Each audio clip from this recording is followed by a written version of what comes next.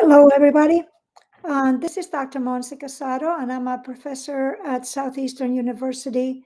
And today I wanted to talk to you a little bit about self care, how critical it is to look at self care from a personal perspective as well as a professional perspective. So, the majority of you are probably therapists as well as supervisors.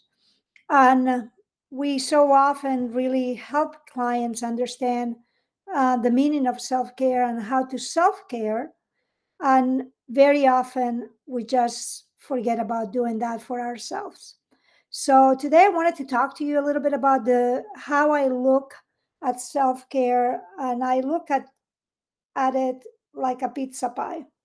So in that pie, I would look at the personal, which in that category could be my diet, it could be my nutrition, not just the diet, but also supplements that I may take to support my overall health. It could be my physical exercise that I do.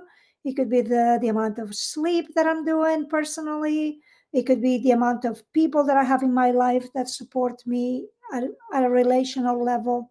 All of that I would see it as a category of personal self care.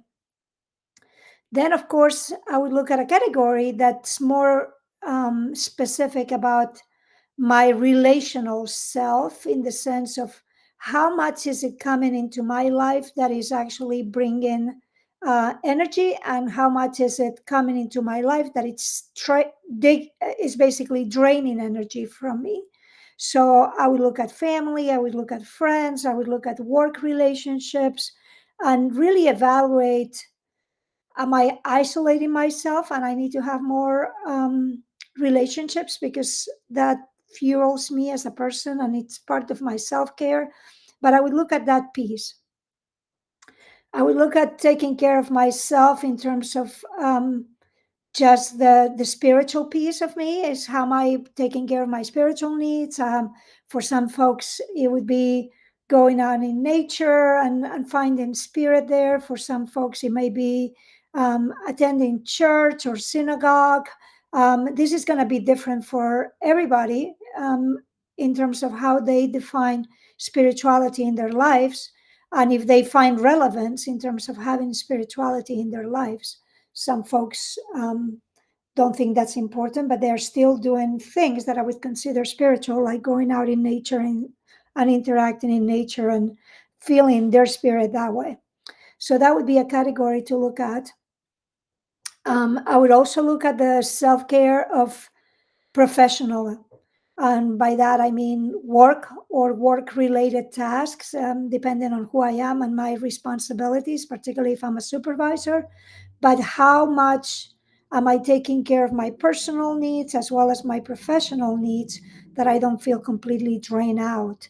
It'd be interesting as if you choose to draw this self care wheel, which I encourage folks to do, how much of a slice you give to those categories, depending on how much you're implementing those categories in your personal life.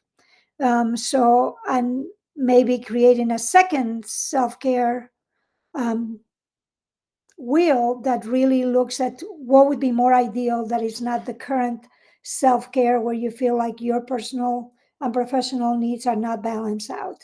So that would be an interesting exercise that I could do with all of you, using crayons and paper and markers and really even stickers, and making some experiential and creative activity that we can have something to hold on and for us to reflect back afterwards. So those would be some of the categories that I would be looking at. I would also look at the category of taking care of my financial self, because so much of our personal self is also impacted by finances. So I would look at, am I at a point in my life that I feel like financially I'm stable, or am I struggling financially that is taking a toll on my personal self? And if it is taking a toll, what else could I do to change that? Again, if we're using the two different wheels, we could come up with ideas about how to change self care wheel number one to self care wheel number two. So those are some ideas that I wanted to share with you. I wanted to make this video short for today, but just give you some ideas. And again, like we ask clients, how are you taking care of yourself? If we don't sit down and do it ourselves, we are probably not going to be intentional about it, and we may continue to struggle with that category. Well, categories, really.